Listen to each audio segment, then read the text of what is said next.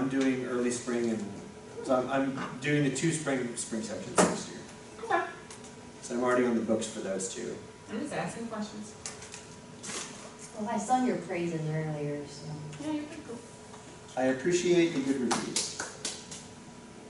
But I feel like I have comparisons because this is like my first year at Columbia College. Mine too! Nice. Nice. Not my first year teaching. I told them there was no student ever, I don't think, that enjoyed chemistry, and I said, but this class is pretty fun. Good. It's actually not that bad. It kind of reminds me of one of my older professors well, really, he's in it too long, but he was funny.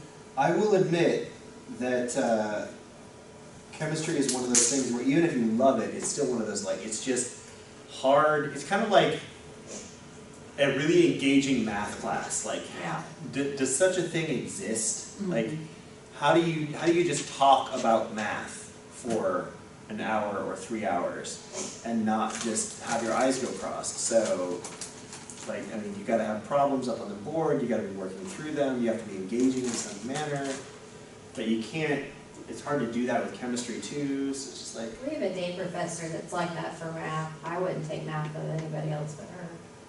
She makes it fun. Yeah, and if you can make it engaging, it sticks a lot better. It really, really does. You can't just be like, Euler, Yeah. Euler, Euler. I had a philosophy professor like that. That was rough. Oh God. Yeah, because philosophies are up anyway, and it was just... Yeah, it's like, ugh. And he'd tell these jokes, and you're like, I don't get it. That's it, like, I have to, for my job at Mizzou, I have to go to a lab safety thing. And I want to just kind of get up and be like, all right guys, I understand that this is a requirement, but can you jazz it up a bit? Like, lab safety. So, just like tips and tips on how to make your lectures a little bit more interesting, because this is like, you just sit there and just like, all right, bore me for an hour and a half, I guess I know what to sign up for. Yeah, philosophy at 9 o'clock in the morning with that. I can't tell you how many kids were snoring. And then he'd scare them to wake them up. It was rough. And then the only grades you had was your exams. There were no other grades. So 3 exams with writing essays on philosophy. So they're essay exams? Yeah. Wow. I don't know, my philosophy course, I took one philosophy course and I really enjoyed it, but I was also really peeved at my instructor. Because when I was going through college, almost every essay that I wrote, I got an A on, but I couldn't get an A in her class to save my life. Yeah, the same thing. And it was like, I'd go up to her after every one and be like, what did I not, what am I missing? What did I, just like trying to figure out like, what would have pushed me, right, what would have pushed me over to that A, right? And she couldn't really ever give me,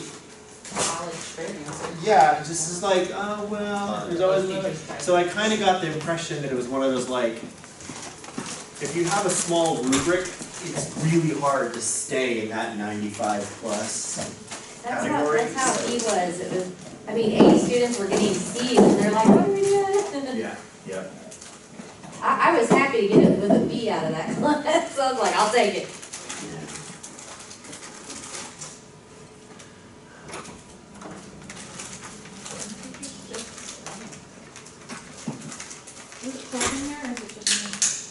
It is a tip and nibbly.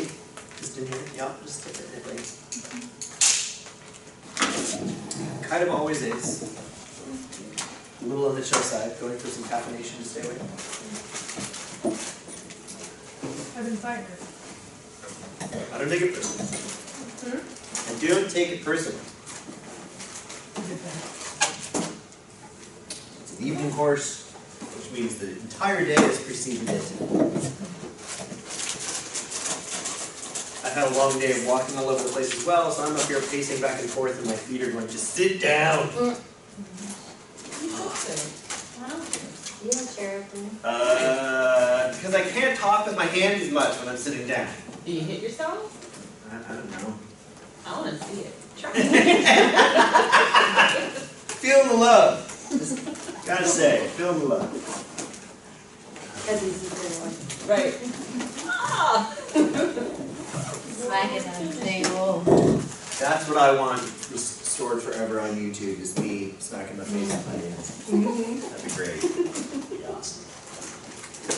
Hey, it might Snapshot go of that and viral. put it as my, It might go viral. Signature. Just that Yeah, 5 that's second funny. slide can go viral. You never know. be Millions. famous as the Nutty Professor. Yeah. Well, there's already like 2 movies out about it now. Oh, there's way more than 2. I say no. Alright, so let's get back into this, shall we? Right, we've already pretty much talked about this. Fats, as far as melting points for these guys. Fats versus oils. Fats are usually solid at room temperature. More often than not, if they are naturally occurring, fats come from animal sources like meat or whole milk, butter, and cheese. And oil, on the other hand, is usually liquid at room temperature and most frequently comes from plant sources. Now, you can get plant sources of fatty acids that are still solids. But more often than not, if you're talking about an oil, it's coming from a plant source. Oils, specifically from olive and peanuts, are monounsaturated. So they have a lot of oleic acid in them. These guys here, corn, cottonseed, safflower, sunflower, they have polyunsaturated, which was specifically mentioned to us earlier when we had some of those lists of examples. Palm and coconuts are solids at room temperature because they have mostly saturated fatty acids.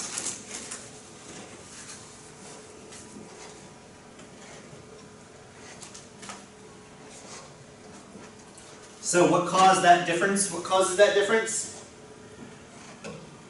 The double bond, specifically the, which type of double bond is that again?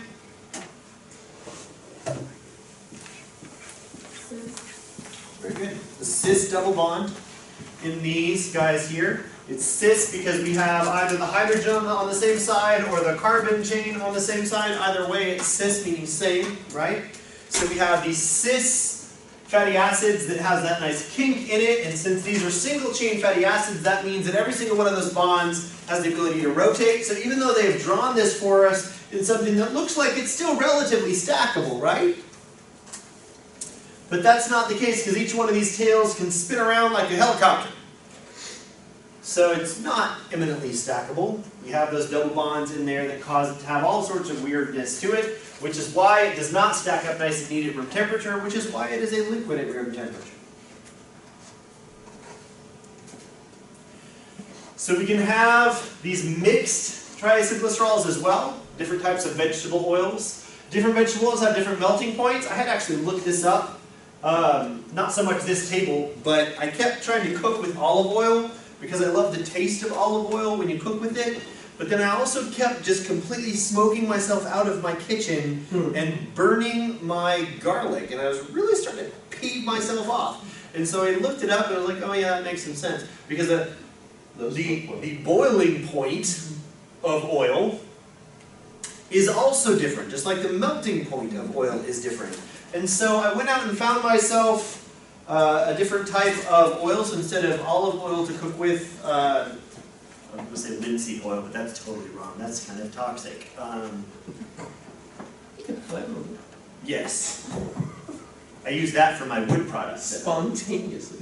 Dang nervous. Is it peanut?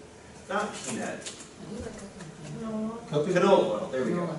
Canola oil has a much higher boiling point, and since I started cooking with canola oil, I have not smoked myself out of my kitchen once. So that's quite handy. It is missing a little bit of the flavor of the olive oil, but I can actually cook with it, so that's good. You probably mix the two.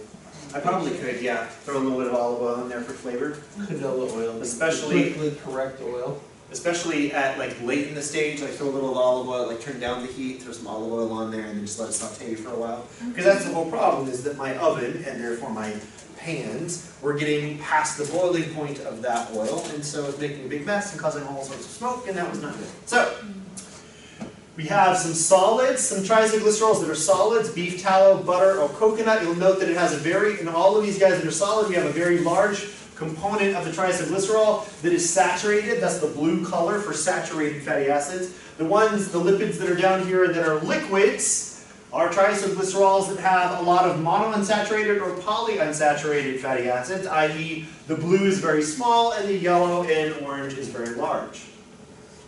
So the more unsaturated oils we have, the more unsaturated fatty acids we have, the more oil-like we are, the higher our melting point is going to be, the lower our melting point is going to be, and therefore the more likely we are to be a liquid at room temperature, oil at room temperature. So, now that we understand the difference, let's talk about how we have dietarily and economically taken advantage of this fact to make some interesting additions to our cooking repertoire. So we have vegetable oils on the left, much cheaper to get than animal oils. And we can take those vegetable oils and we can convert them into other forms via hydrogenation to make soft, solids, or shortenings, in other words, different consistencies of solids in order to make them more similar to the animal fats that we are used to cooking with, but marginally more healthy for us. And I say marginally. But also coming with a greater risk from the way in which we made it. So in order to hydrogenate these reactions, in order to get rid of those double bonds, so that we have something that is more of a solid at room temperature, we use a process called hydrogenation. We take those double bonds and in the unsaturated fatty acid, we react them with hydrogen gas, usually in the presence of a catalyst, in this case nickel as the most commonly used. And what that's going to do is that hydrogen diatomic molecule is going to line up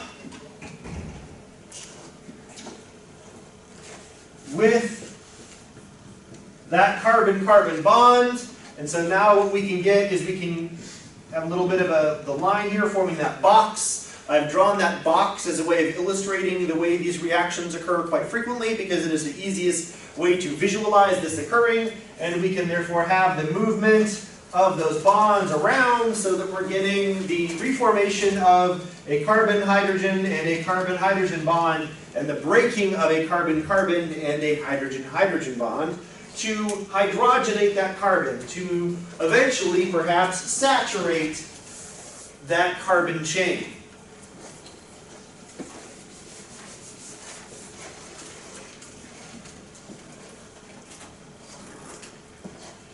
So here we have a hydrogenation of all the double bonds in this reaction. So we have a double bond here at the 8th carbon, I guess that will be the 9th, first one there, 7 more makes 8, so here's the 9th carbon there. We can go through in a hydrogenation reaction using a nickel catalyst that will hydrogenate all of those reactions, forming single carbon bonds, and therefore giving us long chain, single bond, saturated fatty acids. So this starts out as glycerol trioleate, and we end up with glycerol triesterate. Tristearate, excuse me. So stearate was the name of the saturated fatty acid that came usually from animal sources. This is coming from a plant source, but it produces a long-chain fatty acid with exactly the same chemical components and nature. It doesn't matter if it comes from plants or animals, in the same way that it doesn't matter if you're getting your fructose from sucrose or from high fructose corn syrup, it's still just fructose, right? So stearic acid that has been hydrogenated is just stearic acid. It doesn't matter that it came from a plant.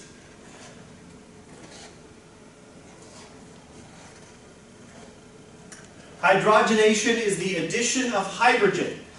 If we stop before we have completely saturated all of those bonds, then we get partial hydrogenation. Partial hydrogenation is how we get soft things like this blue bonnet or Crisco, a semi-solid fat. The more saturated the product becomes, the higher the melting point becomes, therefore, the more likely it is to be a solid.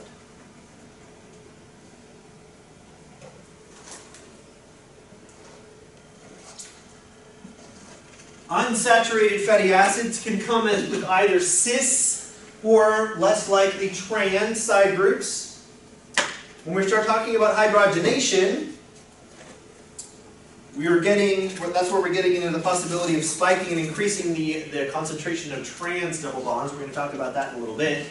So we have our cis double bonds where our hydrocarbon chain is on the same side of the double bond versus a trans double bond where our hydrocarbons are on opposite sides. This does not represent the way these guys actually line up realistically in order to fit them on one slide. Which one of these guys is kinked? Which one of these two carbon chains actually stays straight? Straight-ish, at least with respect to hydrocarbons. The trans stays straight. That cis double bond right there is actually going to cause a kink in this, so it's not a straight carbon chain.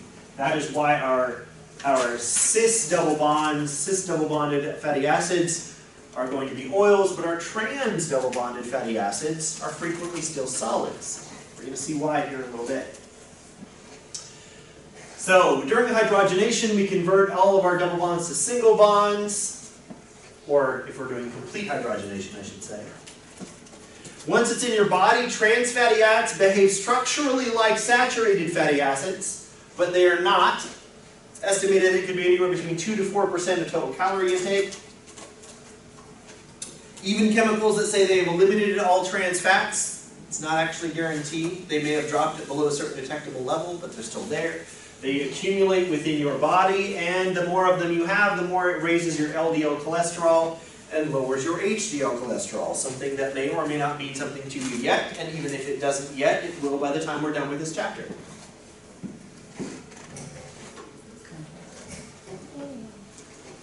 So, here's our cis double bond up top.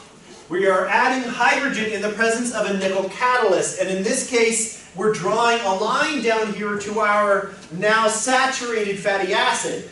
But we can also draw a line, once again from there, down to the isomerization down here. So in other words, what this is telling you is that the hydrogenation reaction of these fats is a reversible process.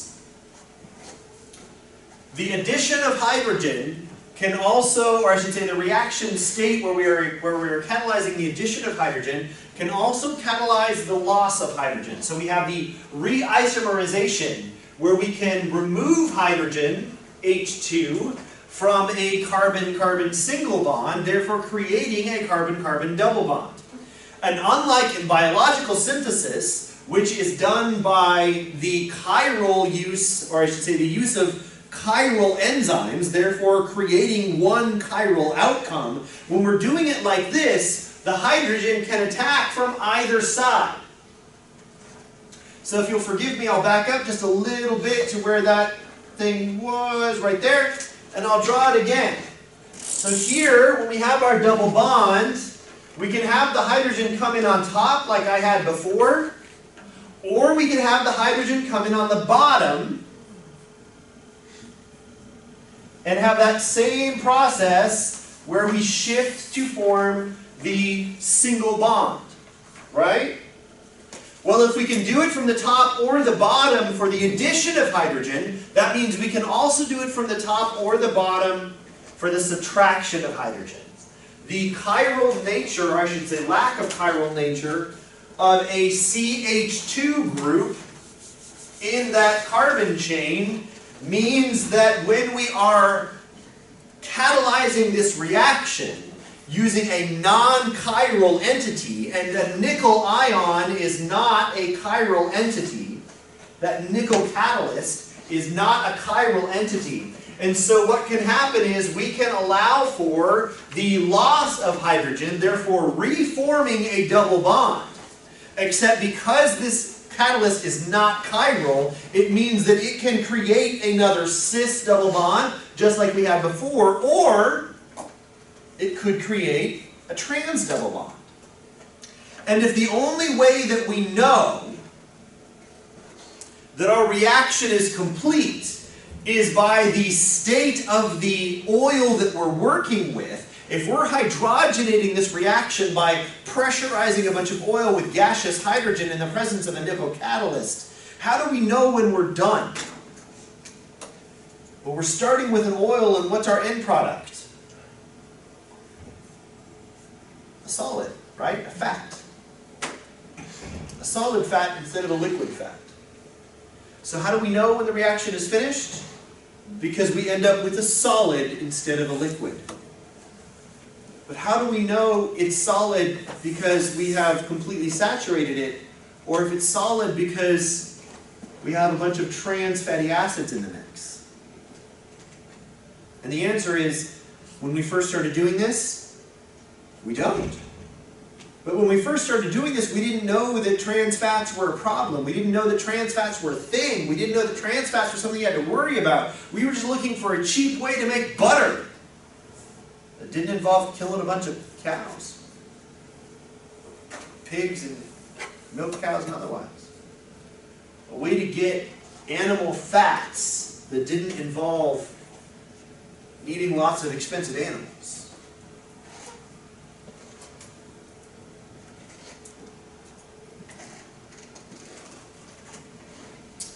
There are some foods that have some naturally occurring trans fatty acids: milk, eggs, beef. We can encourage or increase the concentration of trans fatty acids that we have in our diet through different cooking methodologies like deep frying foods. Breads and baked goods have some in there, crackers and chips coming off of that, sticks and soft margarines especially, and vegetable shortenings. These guys are coming from our hydrogenation. These guys are coming from the cooking process.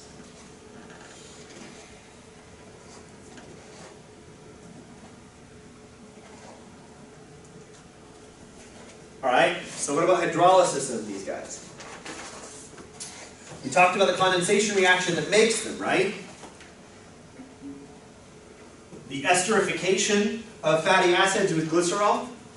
We can do the same thing with hydrolysis, where we are now hydrolyzing water. So we're taking the 3 water that we made before, when we link them back up, not exactly the same 3 water, but 3 waters to replace them, right? We're going to break those guys down into hydrogens and hydroxyls, insert them at that breaking point between in the middle of that ester bond and the single bond of the carbon of that ester bond, and we're going to put a hydrogen on one side to recreate the alcohol functional group. We're going to put a hydroxyl on the other side to recreate their carboxylic acid functional group, and we have now completely broken apart that triacylglycerol into the individual glycerol and fatty acid components.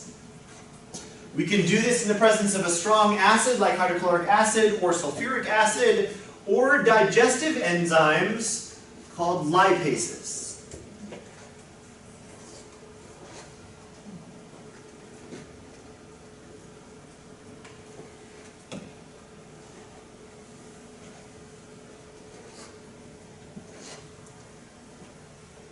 Which brings us back to the concept of saponification. The reaction of a fat with a strong base like sodium hydroxide in the presence of heat, it splits that triacylglycerol into glycerol and the sodium salt.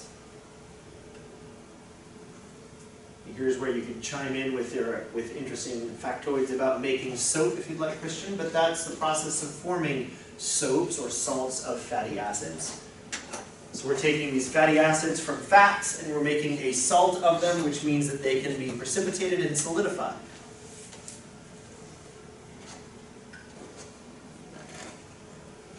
Sodium hydroxide gives you a relatively solid soap that can be molded into different shapes, whereas potassium hydroxide, a slightly less stronger but still strong acid, gives you a softer or liquid soap. A fatty acid salt. There's a lot of reasons why we need soaps for cleaning.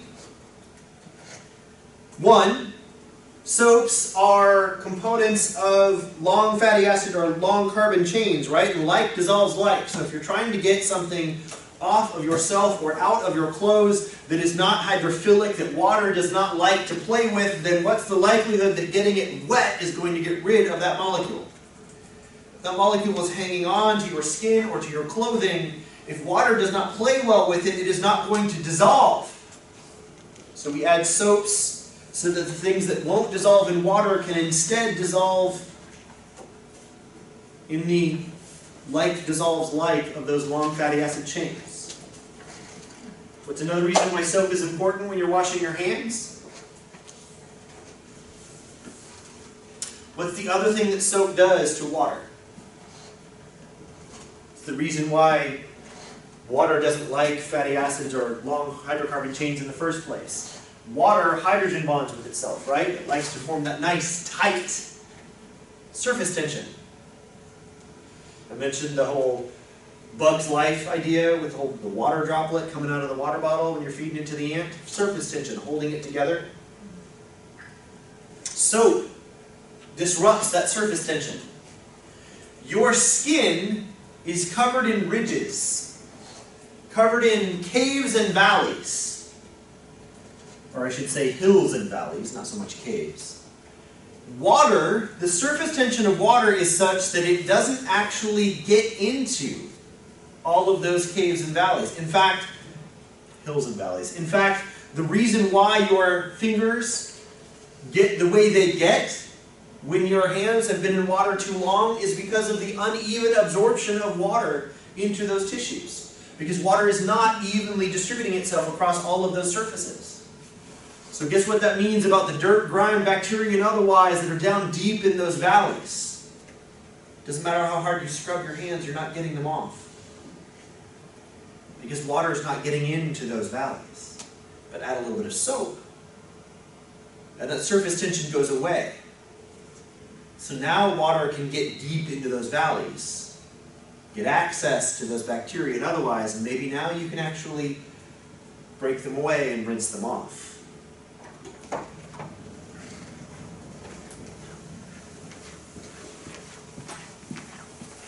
See, here we have a fat or an oil, in this case a triacylglyceride, right? We add sodium hydroxide to that and it will reform the glycerol molecule, but now instead of forming the carboxylic acid, we are forming the carboxylate salt. 3-sodium palmitate. The salts of that fatty acid, otherwise known as a soap.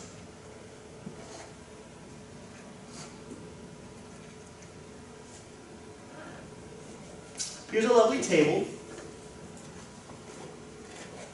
that talks about the different reactions and the results of those reactions. So for esterification of a carboxylic acid and an alcohol, we get an ester and water. All of these are producing water in some way.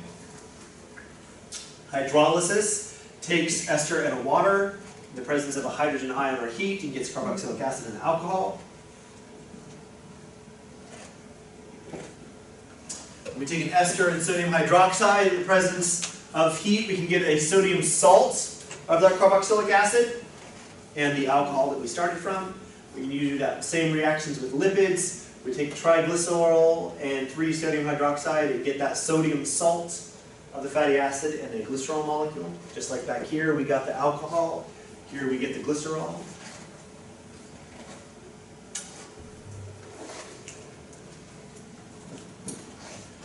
All right.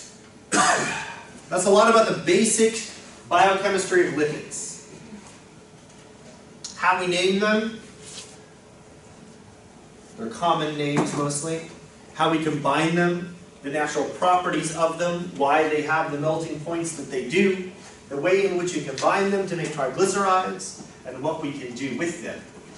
So now we can move on to phospholipids. Phospholipids work very similar to triacylglycerols, except that they have replaced one or more of the fatty acids with a phosphate group. We also have the Sphingomyelin as a classification for phospholipids that we'll get to later, where we're replacing glycerol with a sphingoside, and so that just changes it to a 2-chain macromolecule, if you will. We'll see those in a little bit.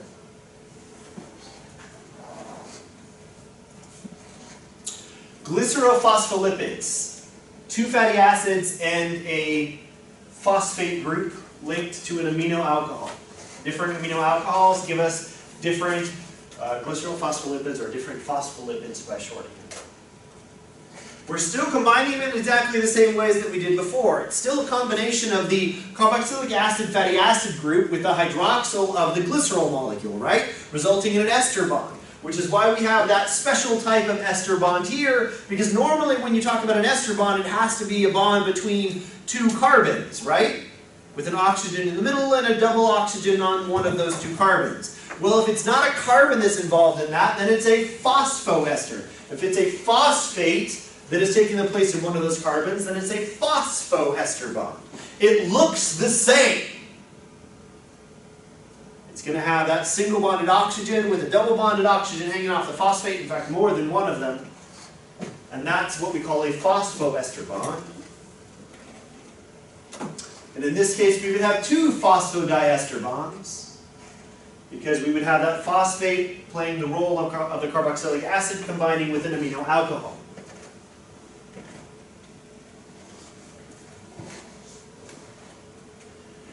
Sphingomyelin does the same thing, except instead of the glycerol, like the glycerol phospholipids, we have the sphingomyelin, which uses the sphingosine here instead of a glycerol molecule, which is also why we only get 2 additions instead of 3. A glycerol is going to have a total of 3 things bound to it, whereas a sphingomyelin will only have 2. The bonding agent is going to be very similar. These guys play a special role in the membranes of neurons, at least as far as what we're concerned with in here. So those amino alcohols, what do those look like? Well, before I came to this slide, I could have had you answer that question. What's an amino alcohol look like? Because we just had a chapter where we talked about aminos, right? Amines. What's it look like? It's a hydrocarbon that has a nitrogen group attached to it, right? An NH2, or in this case, a positively charged NH3, or not NH3 as much as this would be a ethanol group over here, and these would be 3 methyl groups.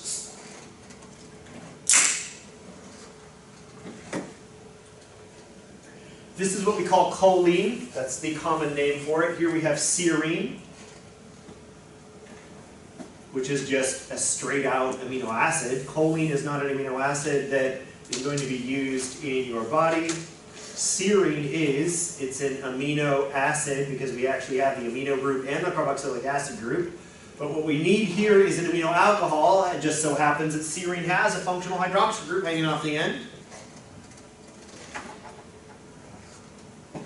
And ethanolamine, which is just ethanol with an amine on one end, right?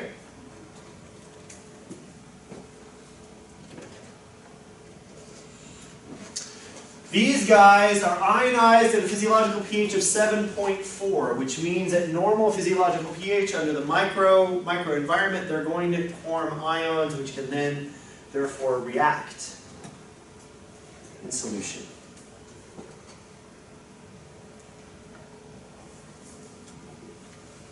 So here we have a lecithin versus a cephalin. What's the difference between those two types? They're both glycerophospholipids. We use them and have a lot of them in our nervous tissue, especially in the brain. You can get these from your diet. Good source is from eggs or yeast. I had a friend who has some special dietary considerations. She recently found out that she's allergic mildly or severely to a handful of things, and so much so that it's one of those like really annoying ways of when you first hear it, your first response is usually, what do you eat? So she can't have pork, she can't have beef, she can't have wheat, rye, anything with the gluten in it, can't have any of that, and also can't have milk.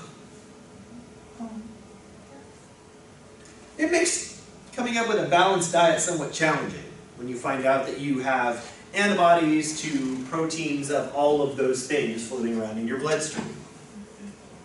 Well, one of the things that she can't have is yeast. And so we were at the store and she found a yeast. It's like, literally, it's just dead yeast, but it's like powdered or cloned yeast. Is it nutritional yeast? Yeah, nutritional, yeah, just flaked yeast and just, oh, this would be great. I can add this to popcorn. Like, that's just weird. So, yeah, it tastes a lot like Parmesan cheese. It does. That's so weird. Yeah, it does, and then I add it to like my tofu scramble, Yeah. and it's really good. Should she like Vegemite? I don't know if she does or not because this is a relatively recent adjustment that she's had. Vegan. She just straight over. Did she get the diabetic or something? No, it's probably been a metabolic issue for most of her life. But it just wasn't like super severe celiac or anything. So she finally went in and had some blood tests done and found out she has antibodies to all of those major groups. Like, all right, well then just stop eating those things. Great! Because that's easy to do in America. It's so good. Yeah. It's in everything. She can still have chicken, but the challenge was most of the time when you go gluten-free, the way that you handle that is by adding milk products, but you can't have milk either. So, and then the way you go dairy-free is frequently by just being a wheat or a sorghum product. It's like, well, but you can't do that. So it's the challenge of it's not just vegan, because she's not vegan, she's just avoiding certain groups. So it's got to be milk-free vegan, or excuse me, gluten-free vegan. Because vegan usually involves still a lot of wheat plant product, right? Yeah. So you got to be gluten-free vegan. That's hard. Yeah. Like go out and there are certain restaurants that we can go to, and I always feel bad. It's like, do you want to? Would it be easier? Like it's when I think about it, I'm like, I would want to get like a membership card so that when I'm ordering or something, and I need none of this and some of that, and add this, but leave that. I would almost want to like flash the card that says I actually have a medical reason for these requests, and I'm not just trying to make your life difficult. Well, they have that. But they have like wristbands for what you'll go to. Right. Yeah. Yeah. Which is not, and it's one of those things where it's like, yeah, but your waitress should take down, depending on where you're at, of course, like go to certain places and they're like, we're making it the way we make it, and you like it. But most of the places around here, if you start to ask for something, they'll try. But for example, we went to a Mexican restaurant, and she ordered her thing, and the salad that they brought out had sour cream on it, because the spoon that they had used to spoon out the salad was evidently the same spoon that they had used to get some sour cream from something else. And somebody like me, it wouldn't matter. It'd be like, oh, this is a slightly different tasting salad. But for her, it actually really mattered. So half the salad just kind of got pushed off the plate because she couldn't touch it. Yeah. It makes diet challenging, but not insurmountable. It just makes it challenging.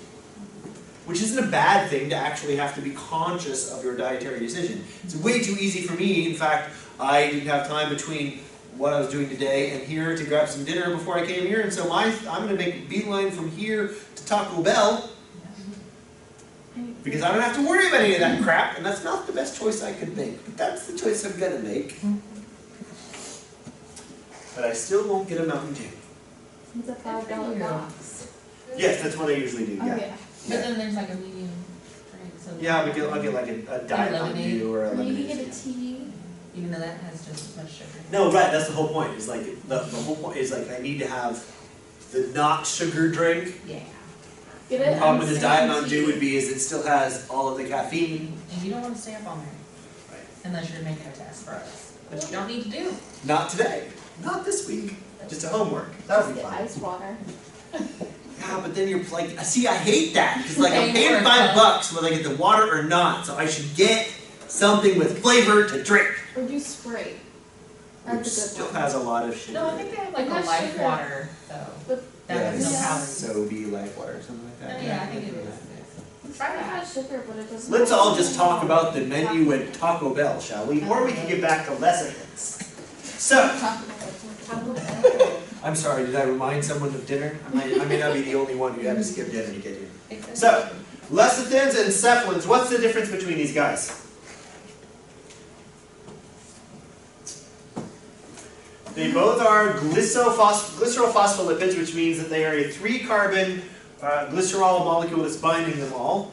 They both have 2 non-polar fatty acid side chains, right? So 2 out of the 3 are fatty acids. So the difference between them is which amino alcohol is bound to it. So our lecithin here has choline bound to it, And our cephalin here has ethanolamine bound to it. And what does this do?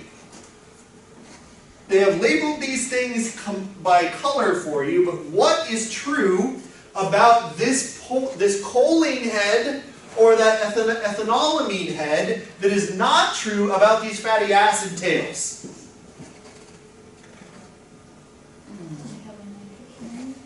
There is a nitrogen in them, yes, that is true, but what else do you see?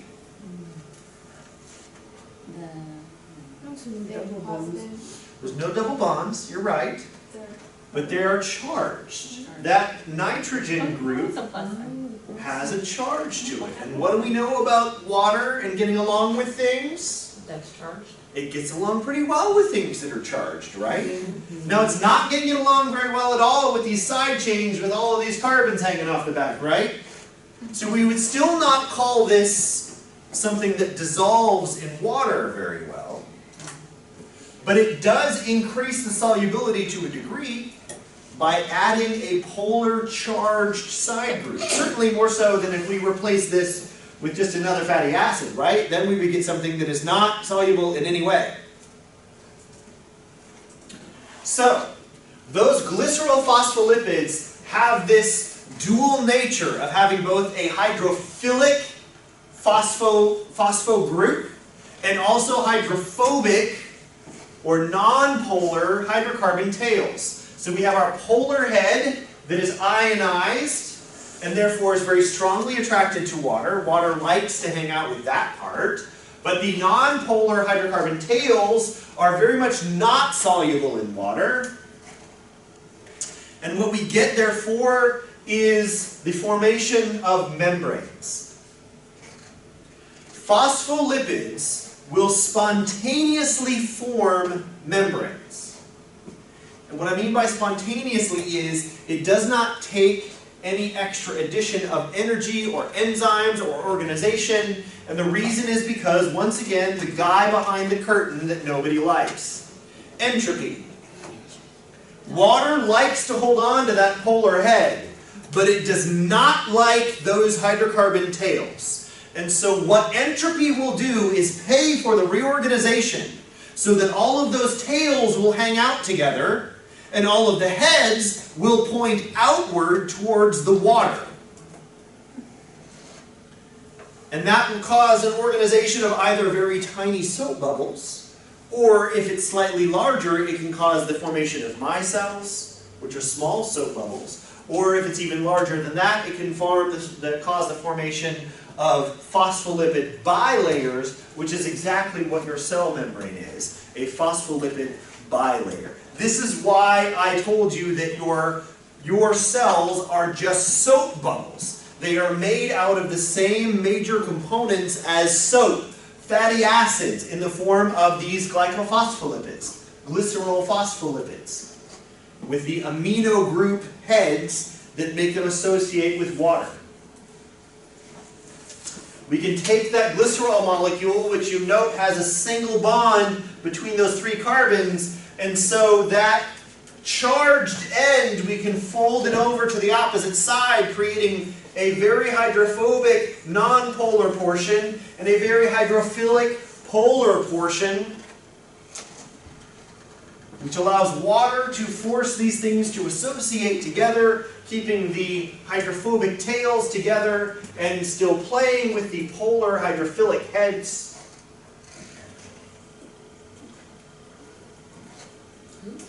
Where is this important, medically or otherwise? Well, one of the things that rattlesnake venom does,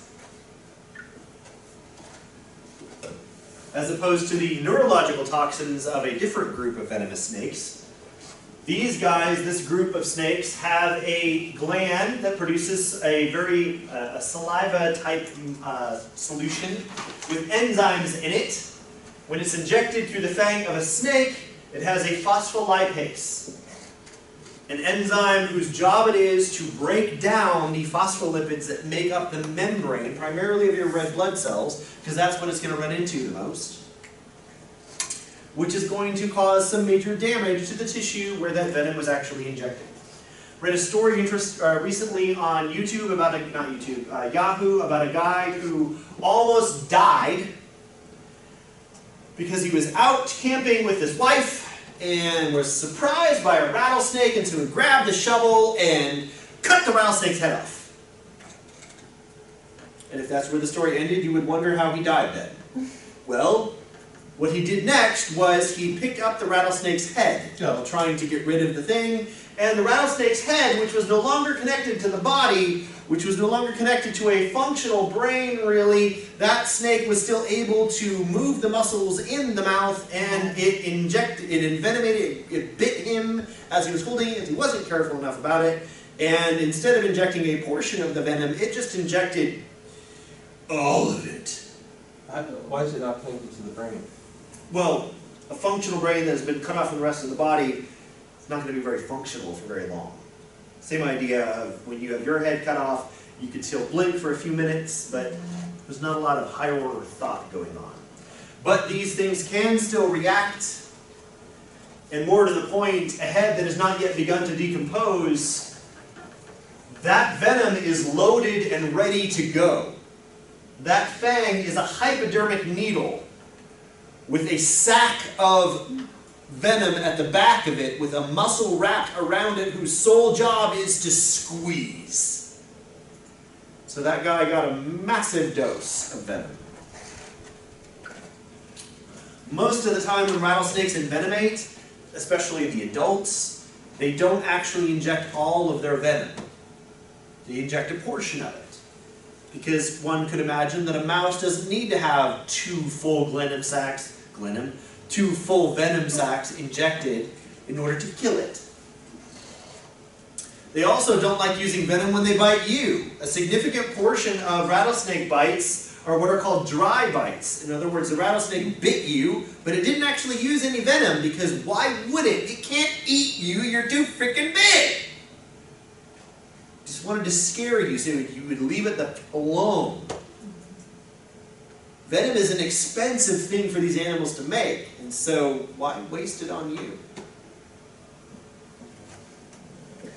Part of the reason why rattlesnake venom is so nasty is because of those phospholipases. It disrupts the membrane of your red blood cells. Too much of that, you're going to have a hard time carrying oxygen, functioning. All right, what about sphingomyelin? Sphingomyelin is a phospholipid that instead of having glycerol, it has sphingosine as the linking group. So instead of having two fatty acids and an amine alcohol, we have one fatty acid and an amine alcohol. We're still binding with the hydroxyl groups via ester bonds with a phosphate. And then we have the amine group of the sphingosine forms an amide bond to the fatty acid. So it's an amide and an ester. What's the difference between an amide and an ester? One of them involves a nitrogen. Right? The amide is a bond of nitrogen to a carboxylic acid, whereas the ester is a bond of carbon to a carboxylic acid. Right? So it's the same type of chemistry. You're going to find these sphingomyelins in the white matter of myelin sheath. That's part of the name of why we call it that. It's the coating that surrounds the nerve cells that helps to increase the rate at which those nerve cells respond and protect them from environmental damage. So here we have a palmitic acid bound to the nitrogen group of the sphingosine, and here we have the choline bound to the otherwise the alcohol end functional group of that.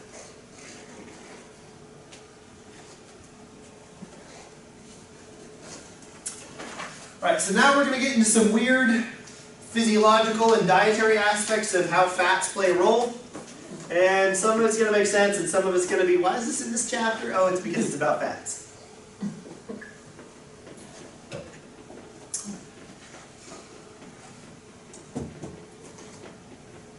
So first off, let's talk about steroids.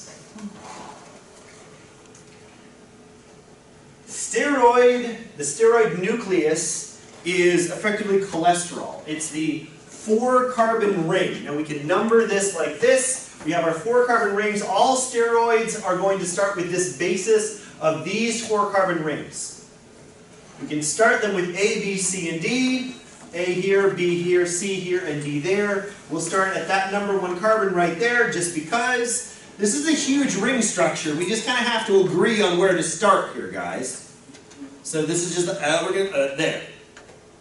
So we start counting around, keep counting around, 9, 10, jump up to here, 11, 12, 13, 14, back around the other way, and then in this case, we have 18 and 19 as methyl groups hanging off of the 13 and 10 carbons respectively.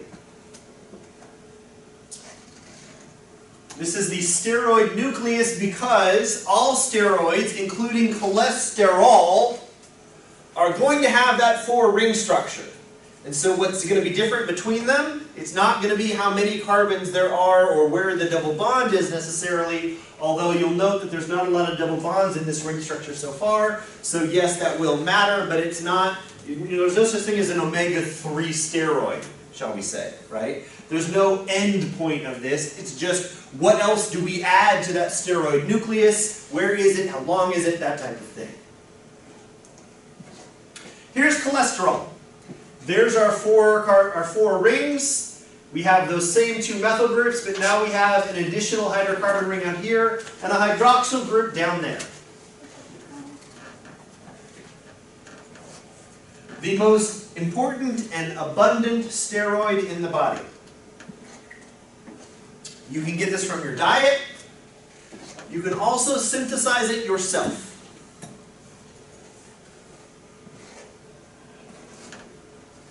What does it do in the body? We can get it from our diet, from meats, milk, eggs, and a lot of other sources. We can make it in the liver. We need it for cell membranes, especially nervous tissue. We use it for steroid hormones. Name a steroid hormone for me.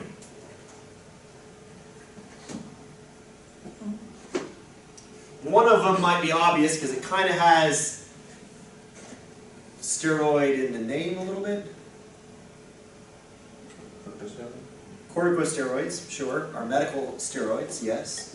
A steroid hormone that is very important for some of us in the room, testosterone.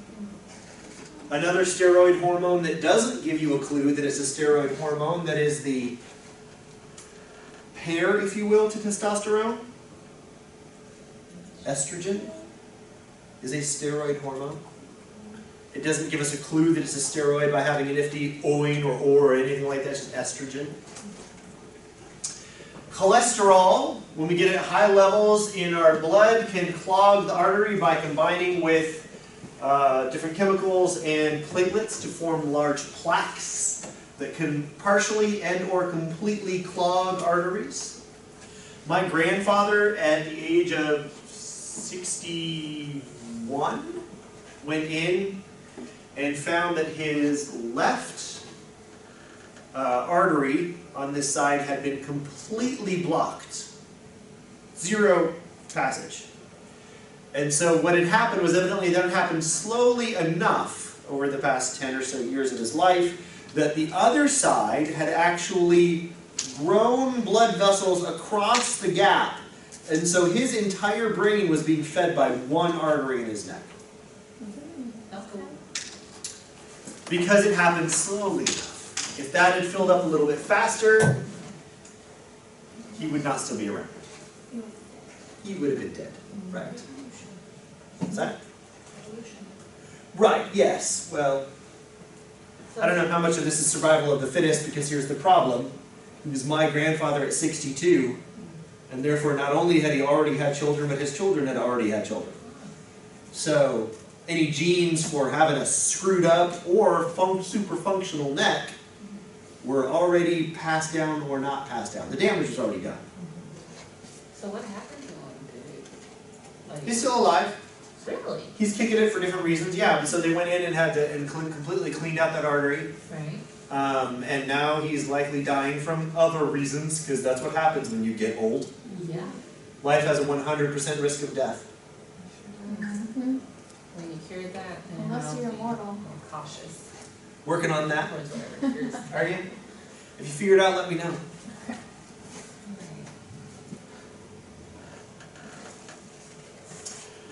Cholesterol in foods. If we get our cholesterol level in our blood elevated above 200 milligram per deciliter, then it's considered to be high. But we can synthesize this in the liver. We can also get it from our food. So it's one of those things where, yes, there was a period of time when we thought that we should just avoid all cholesterol in all diet, right? Because that's actually not really necessary. You can't completely avoid cholesterol. One, you can make it. Two, you need it. But there is evidence that a diet that's low in cholesterol and saturated fats can help to reduce the serum levels of cholesterol, possibly down to levels that are just supposed to be there naturally, since your liver makes it on its own. We have to have cholesterol. We need it for our membrane integrity. We need it to make those hormones. Ladies, do you need estrogen, or are you past the point of needing that? At every point in your life, you need estrogen. The amount of it might fluctuate on a monthly basis or on a yearly basis, depending upon your age. But it's still necessary. Guys need testosterone their entire lives. The amount of it that we make also fluctuates. Not nearly as much as with women, but still fluctuates. We have to have those steroid hormones as part of the way in which our body regulates homeostasis. The absence of cholesterol would cause some significant problems for that. How much cholesterol is in our food? Liver, 3-ounce serving size of that, 370 milligrams. Lobster. Lobster is actually not that good. The only reason why it's so famous is because it's really hard to find in the middle of a huge continent like America. If you ever lived in Maine, lobster was really common and it was very easy for her to find. So now she's very picky about where she gets her lobster from, because when you've had good lobster, you no longer feel the need to pay exorbitant prices for bad lobster. Fried chicken, 3.5 ounces, 130 grams. Hamburger, 85. No skin chicken. Fish, down to 40. Butter, 31 tablespoon. Margarine. Why does it have 0 grams of cholesterol? 0 milligrams of cholesterol. As opposed to butter that has 30 grams of cholesterol in 1 tablespoon. Why? Something would change it? Where do we get margarine? I've told you this before, but I don't know if I can just mention it in passing. Margarine is the name that we use for what? Imitation butter, right? Okay, great. Next time you go buy a margarine box, next time you get margarine, stick butter, stick margarine, or otherwise, take a look at the ingredient list. Guess what it's going to say? Vegetable oil. Specifically, hydrogenated vegetable oil. Margarine is an oil that we have hydrogenated into a solid, so that it's exactly the same thing as what you get from animals. But is it exactly the same thing as what you get from animals? Biochemically, from the fatty acid, yes. But the total component, no. Why does margarine have 0 grams of cholesterol? Because it came from a plant. You said that Yeah. 30 times. There's no source of cholesterol synthesis in that.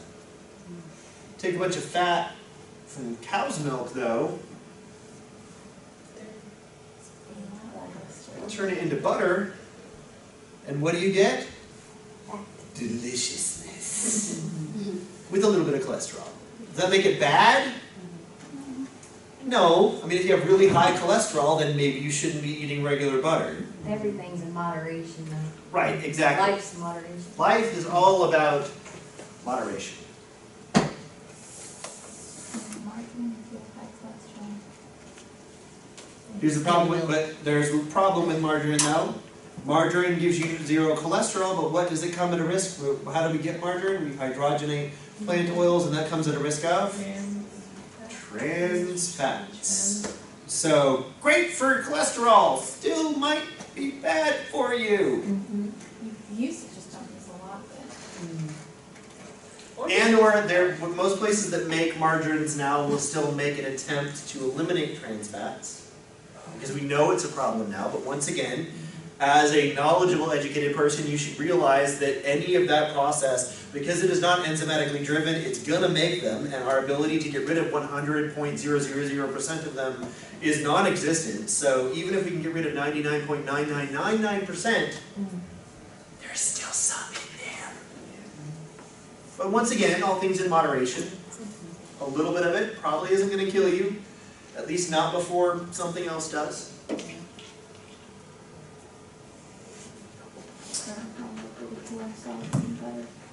Right. At least not before something else. Bile salts, what are those? These are lovely pictures of some gallstones. I have those right now. Yeah. Yay! I'm so excited. Not really. The gallbladder attack sucks. Bile salts are synthesized in the liver. We start with cholesterol, we store them in the gallbladder, and then we release them into the digestive tract, specifically in the small intestine. They have polar and non-polar regions. The whole point is to act like a soap to help break down these fats and make them more soluble in water so that they can be absorbed by your body. What was it that we were talking about before with the risk of anal leakage? Oh, yeah, those chips. Olean. Olean? Yeah. Yeah, the olean thing. And chips are other ones. I don't know if it's a chip, but olean was something that was like a powder you could, like you could put it on. This was like you could add it to whatever it is that you're eating so that you're getting it with it. It prevented the absorption of a lot of the fats. Well, it prevented the function of bile salts and otherwise. It prevented those fats from becoming soluble, which is why they stayed in your intestine, which is why they eventually led to anal leakage. Question? So how do you still get gallstones? Like my cholesterol is actually on the low side. I don't have anywhere high cholesterol because they test me all the time, but my gallbladder needs to come out because I have gallstones. There's more, it's not as simple as simply high cholesterol leads to this. There's more than one risk factor and a lot of things that can cause problems, and your particular biochemistry might be particularly prone to it. So I can't say specifically what it is. Well, where low cholesterol could be because it's being synthesized in the liver into bile salts. Yes. So there's not. But normally the reason why you get these gallstones is because there is an overabundance of cholesterol in your blood, and so you get the improper synthesis of bile salts into these solid gallstones. Right. It's similar to kidney stones in the kidney based on the pH and or the carbonation of your blood.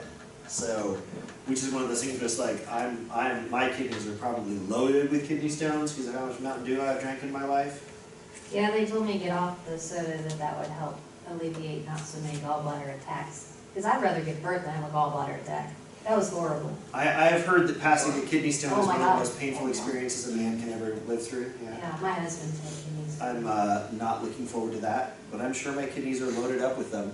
At one point I was just like, I actually kind of took the opinion of I need to keep drinking soda because it's keeping my kidney stones large enough that they can't actually enter the ureter, and therefore I won't have that problem.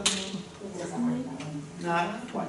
I just know, I thought I was dying when I had a gallbladder attack. That down. is the worst pain I've ever felt in my life.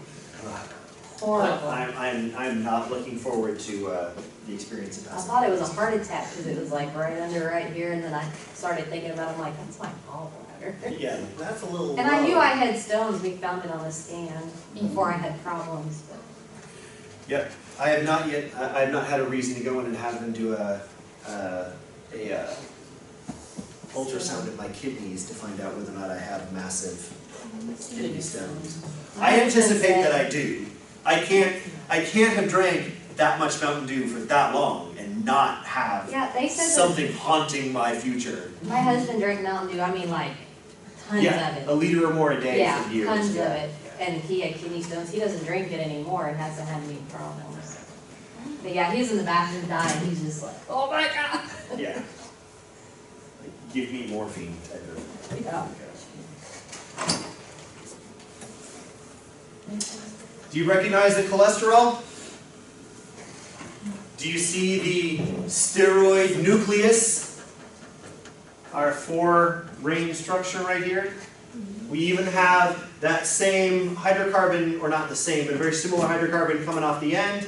And then we have further modified it with glycine, just a simple amino acid that we use in our normal protein synthesis via an amide bond right there. Do you see the amide?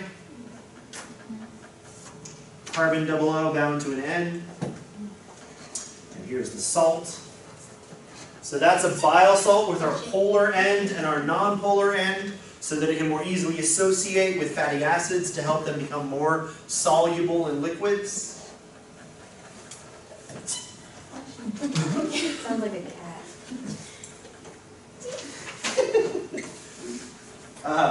Okay. It's very cute. So, lipid transport. Lipids are very non-polar, so one of the ways that we can help move them around the body is to form lipoproteins. We can form effectively fat packages, care packages for your cells, if you will. And that's where LDH or LDL and HDL come in. So we have our lipoprotein here. This is a cross-section broken down of our lipoprotein. We have polar surface of these phospholipids, proteins that are bound into that membrane, and then on the inside of this large micelle, we have the inner core of a whole bunch of triglycerols and cholesterol esters. It's one big fat care package. Because fatty acids have very low solubility in water. So one of the ways that we get rid of that is by packaging all of those fatty acids together into a package that can actually get along with water, because the polar surface of those phospholipids are all lining up so that water can interact with the surface of this micelle quite easily. It can get along with those polar subgroups quite easily. But it doesn't have to get along with any of the non-polar bits, because they're all pointing down. They're all grouped together with all of the other non-polar bits of the cholesterol and triglycerols that are down in the middle of that. It's a soap bubble full of fat.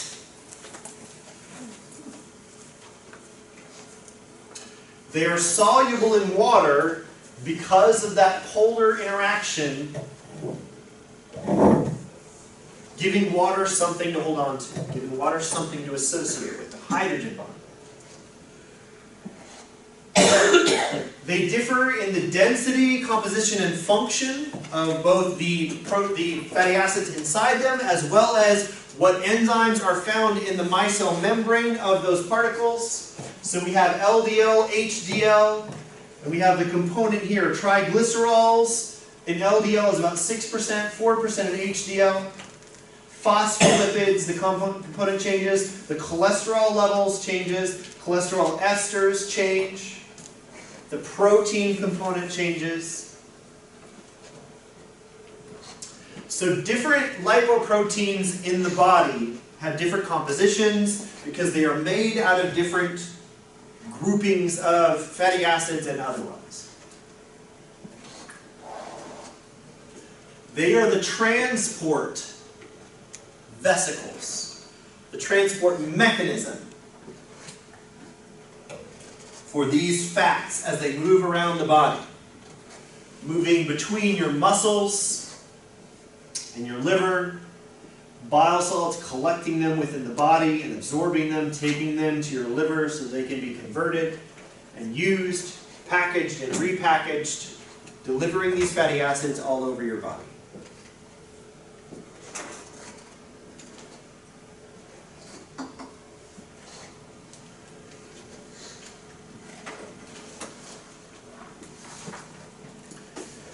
All right.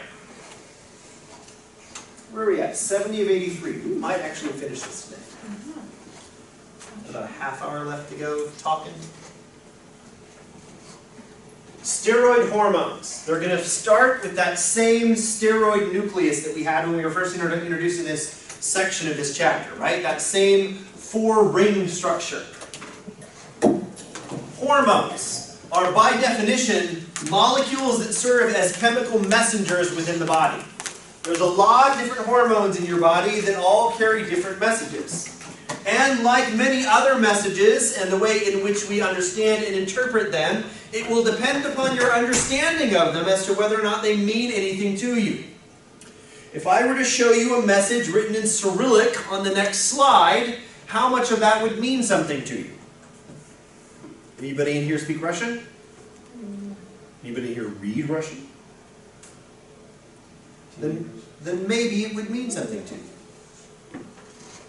But if you haven't taken that course, if you haven't spent the time learning that, then it would just be an interesting pattern of shadows on the screen, right? Why is it that this particular pattern of shadows on this screen means anything to you? Why is there information contained in this pattern of shadows as opposed to a different pattern of shadows? Sorry, DNA makes both the receptor and the emitter? To step away from the metaphor, yes. The reason this means something to you is because you have learned how to get meaning from this pattern. You have learned English well enough to know that these letters in this order carries an agreed upon meaning. Your cells have exactly the same thing, except we have to put the metaphor away. Your cells have receptors, chemicals, proteins, large proteins that have binding sites for specific chemical messengers that we call hormones. If a cell is expressing a protein that can recognize estrogen, progesterone, testosterone, or androsterone, if it has a receptor for that chemical messenger, then when that chemical comes in contact with it, that cell will respond. Message received. What it does with that message might be very different. This is one of the reasons why you can take a drug that makes your stomach go, but makes your muscles go, because the exact same drug can stimulate exactly the same receptor in different cells, but how those cells respond to that message will be very different. By way of specific metaphor, if you were walking about and someone yelled, "Duck!" what would you do? Probably freeze. Would you hit the ground? Would you look around for an interesting flying and feathered creature? Yep, possibly. Listen for the quack? Yep. Say, "Where?" I've probably been in second. I'd be looking for the dog going, Right, there you go. because I always miss. I just freeze, turn around, and hit me in my face. Nice. Well, that does actually lead to a different discussion about how fight or flight is not actually the right dichotomy. It's actually fight, flight, or freeze. Mm-hmm. I could see that. Because we do have, it's not just the two. Mm-hmm. There is a fight or flight response, yes, but people don't usually mention that third option, which is freeze. Yeah. If you don't move, they can't see you. Mm-hmm. Exactly. Does that make that one indecision? It's sort of, it's not so much indecision, but yeah, like it is a biochemical hormonal reaction of indecision where you get literal like locking down of muscles because your brain does not know how to respond to a particular stimulus. For some people, they get into "I'm about to fight you," for some people they get into "I'm about to run away," and for some people they go into freeze mode. Is that why, like, using this, when babies are first learning to walk, sometimes, like, they stand and then they just stay there, they're kind of frozen, because they don't want to move, because they know if they move, they feel like they might fall? I don't know if I would peg those as Because, I can see how they have similar overt like observation, but I don't know if it's the same thing.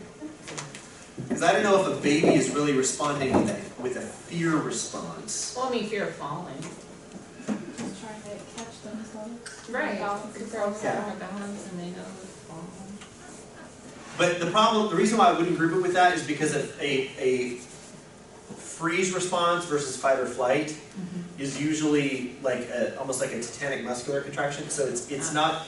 Whereas a child that's trying to stay upright is actively fighting the falling down, as opposed to a freeze response. You're not frozen, but you're not in full control of what's going on. And so a baby, if they hit that same freeze thing, it'd be like those goats that faint.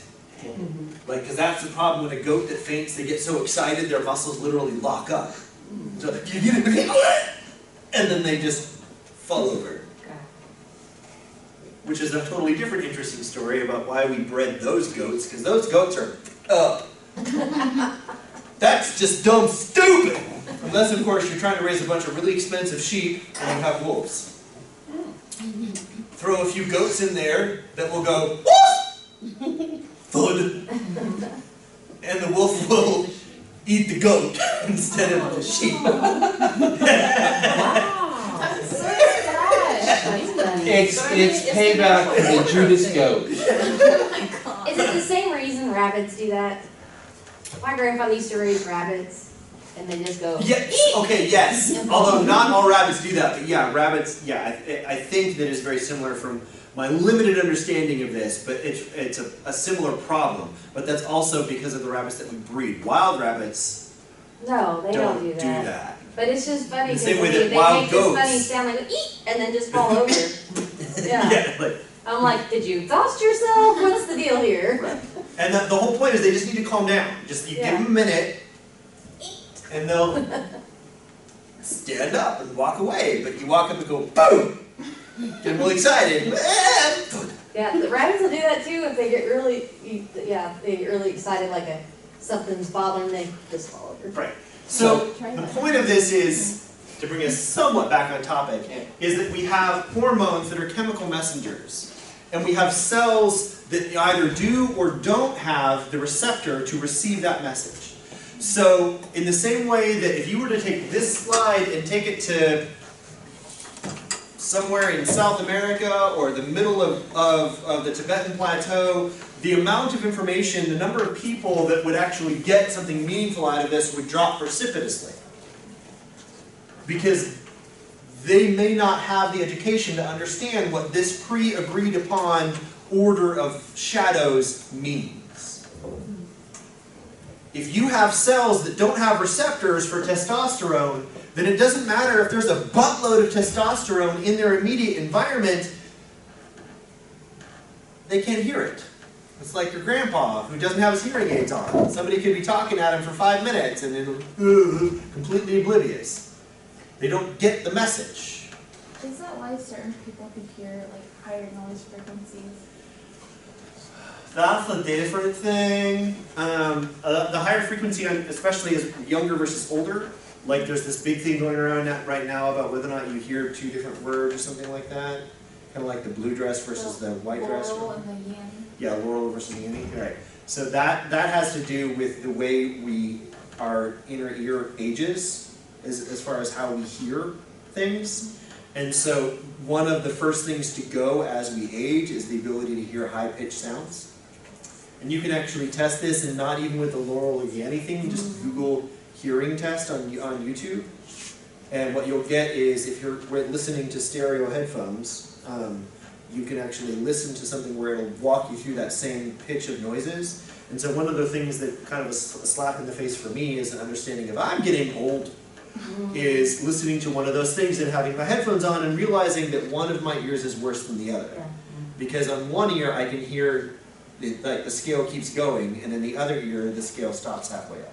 And you have birth cells that are for each frequency, so to speak, and they die. So when you start hearing a ringing in your ear, it'll last for 21 seconds, and whatever pitch that you're hearing is one of those nerve cells dying. Well, I'm gonna be deaf soon. Wow. I'm deaf, to be honest. Well, I am on this side. So if I you're have listening- auditory processing Yeah. disorder. so if you're listening to like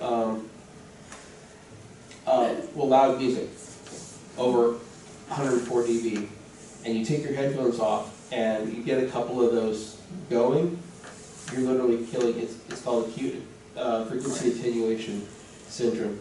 And what's happening is you're overstimulating those cells, Is it like and in here? they wear out for all intents and purposes. And one of the reasons why we lose our high pitch frequencies first is because those are some of the first, like the cells that they're actually organized within the inner ear. And so they're the first ones to get hit every time your eardrum fires, and so they're the most likely to be damaged. And higher frequencies also has to be higher amplitude for you to hear it, and it's more energy when it hits. Right. So as a sound engineer, we wear hearing protection because we can blast you out of the house, and I'll do it on stage too. 'Cause, yeah. But if you lose your ears, you lose your ability to do your job. Yeah. Not necessarily, because you could still feel the vibrations. When you're trying to EQ an instrument and you're like, this doesn't have enough high end, so you keep turning up the high end, and other people in the room are going, oh, that's just sharp and Right. sibilant. It's because you're deaf. Yeah. That's a better Right. job then. Yeah. So, no, I agree with you that, but especially for lower frequencies, yeah, you can still hear the music. It's the whole idea behind like Mr. Holland's opus or whatever. But there are other ways to interpret these sounds. But yet, your ability to actually perceive them in the way in which you could as you were younger is different. And higher pitched sounds, we do not have the proprioceptors in the rest of our body to perceive them. Yeah, a bass, you can feel that. But high pitched sounds, you will not feel through your finger. It must be through here. If I get in front of a line array at a concert with huge bass, it actually upsets my stomach so bad that I have Which to leave leads- the concert and go to the restroom. Which leads to a totally different experiment for understanding how hearing actually works. There is no nerve for sound. Our ability to perceive sound is exactly the same ability that we have to perceive mechanical interaction. Like, it's not the same as pressure, because that's different, but like the feeling that you get from moving your arm, the way you can feel your arm moving, that physical interaction is the exact same way in which we hear the world around us. Because we hear by interpreting the physical movement of hairs in the fluid of our inner ear. When our eardrum pounds on it, it causes pressure waves in the inner ear, and it's the movement of those hairs at specific frequencies that the brain then interprets as sound. We are feeling the sound that we hear. You want to prove that to yourself? Find a tuning fork and hit it. Hold it up to your ear, you can hear it. And now take it and take the base of it without muting it by manhandling the tuning fork. But press it against your chin down here, and you'll hear not nearly as loud up here, right? Because it's not really close to your ear. Press it against your chin, and all of a sudden it will be dead clear in your ear. Do it to your forehead or to this bone right behind your ear. It'll treat your skull as a resonator, Right. and it's fantastic. For a single note. Could also get annoying. But like that's actually how snakes hear. If you ever hear a snake if you ever see a snake pressing its head down against the ground, it's listening. It's hearing you walk by allowing the vibrations of the ground to pass through its jaw to its ear. With that tuning fork, you also put it to a pane of glass, any sort of hard surface that's Right, they can it vibrate. becomes a resonator. And so Which is the whole idea behind the speakers, the little speakers you can buy. You set on something and suddenly it makes a really loud noise. It's because it's turning the surface you set it on into the resonator for the music. Alright, so back to hormones. Male sex hormones, female sex hormones, adrenal corticosteroids from the adrenal glands. All of these are different chemicals that are all based on cholesterol. And they're going to elicit a different response in different cells. I'm sure all of you can appreciate how different parts of your bodies may have responded differently to estrogen or testosterone at the appropriate times of your life. And yet it was exactly the same chemical messenger that triggered a lot of those changes. Here's testosterone, see the 4 rings? Here's estradiol, 4 rings. We think now we've linked it up with some double bonds in here. Here we have progesterone, which is, you'll note, very similar to testosterone. Norethindrone, synthetic progesterone. The way in which we mimic the chemicals in order to protect yourself from pregnancy, to control pregnancy, is by artificially elevating a controlled amount of some of these hormones so as to trick the human body, specifically the female human body, into thinking that it's already pregnant, because one of the things you don't do when you're already pregnant is ovulate. So if you're not ever going to mature one of those eggs and round him up so he's ready to go in the oven, then there's considerably less risk of actually getting that egg fertilized and implanted into an actual pregnancy. I said considerably less, not zero. There's a trade-off to having other synthetic hormone. Cancer. Right. Like anything else, it comes down to an understanding. We can artificially hijack these systems by adding artificial hormones, but the problem is that our systems evolved when we didn't have that ability. It's the same way why having so much sugar in our diet now is bad for us. 1,000 years ago, 10,000 years ago, 100,000 years ago, anything with a lot of sugar in it was, give me more, because you don't know where your next meal's coming from. But now, our next meal's not guaranteed, but pretty well much guaranteed. And it's probably going to have a lot of sugar. So that same opioid-like response to sugars, we get that now from fries at McDonald's. Yeah, wheat and milk proteins act this. Has anyone here ever taken I watched Clomid? this document about the fries. Clomid? Or McDonald's in general. Yeah. And it's just like, I can't. They every give time you I eat it, I Clomid, feel like I'm eating chemicals. which You probably pisses are. off the boys. Oh, no, you are. And in They just response, don't taste the same. they release more testosterone. So I was feeling guilty because I fought I was a jerk as a kid.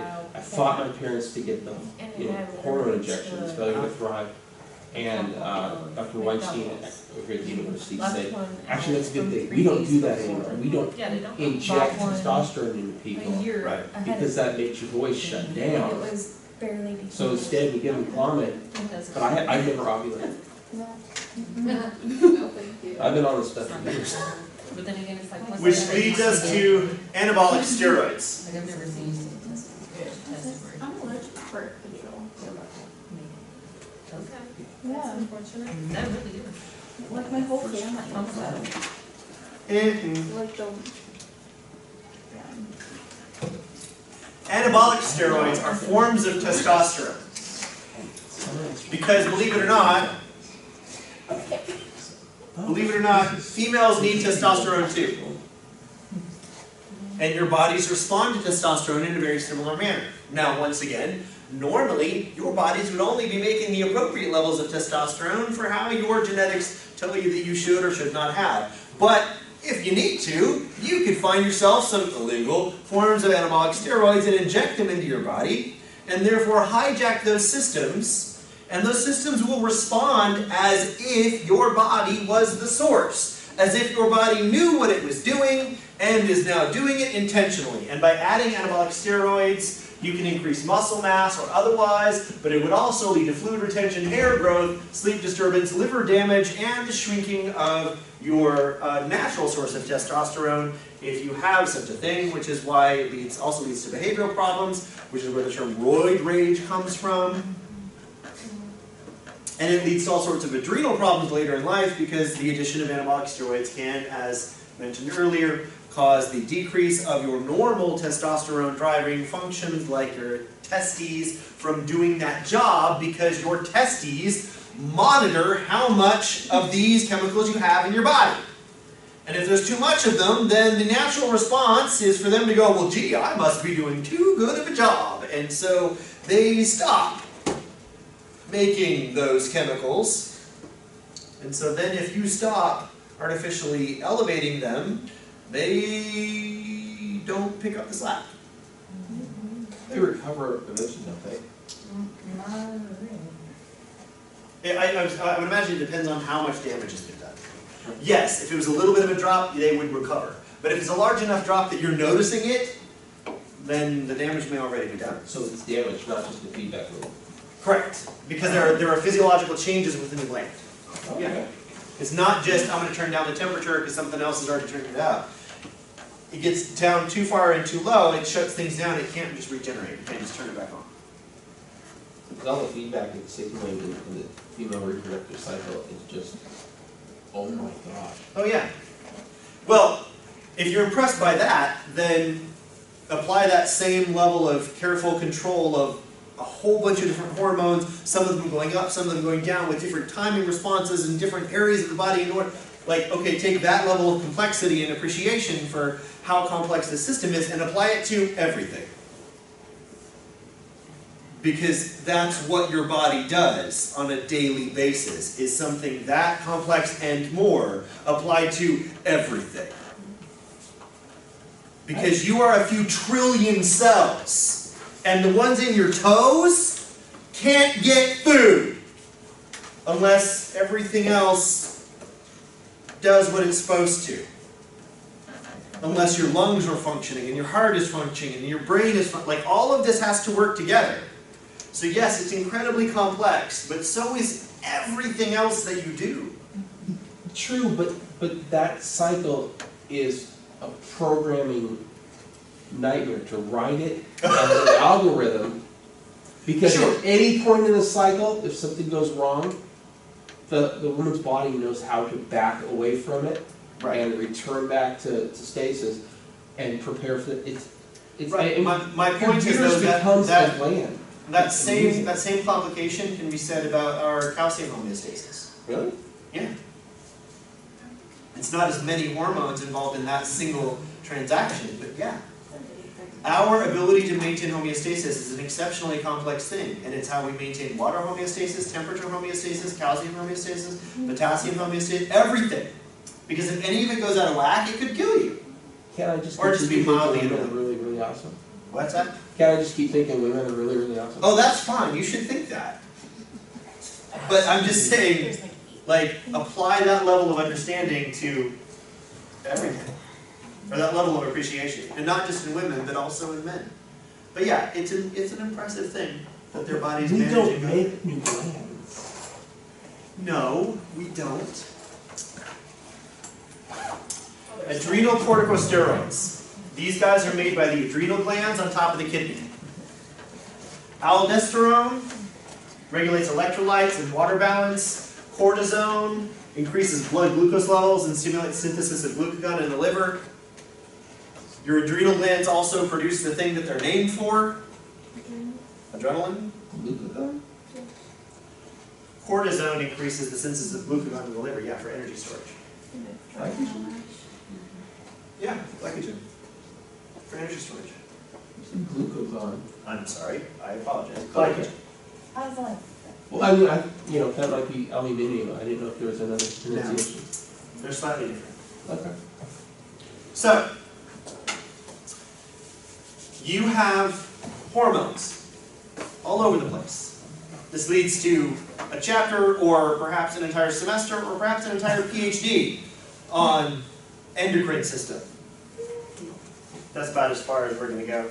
You have the adrenal gland sitting right on top of the kidneys. It's a very potent gland because the things that it produces are pumped, as you can see, directly into the bloodstream because they're sitting right next to and have access to some pretty important blood vessels.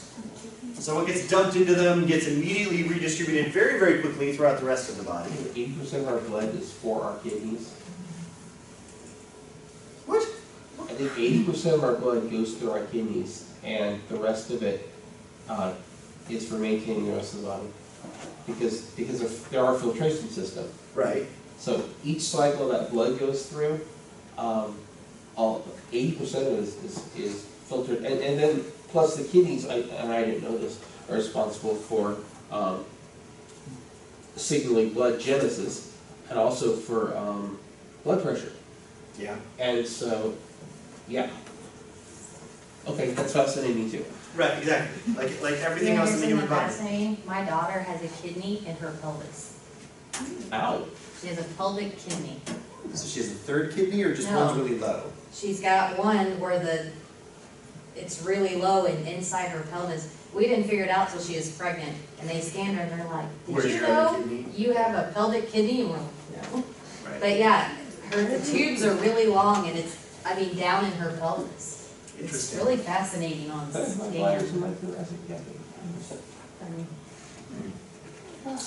And it Okay. works, because they were like, are you sure you've never had any kind of kidney problems?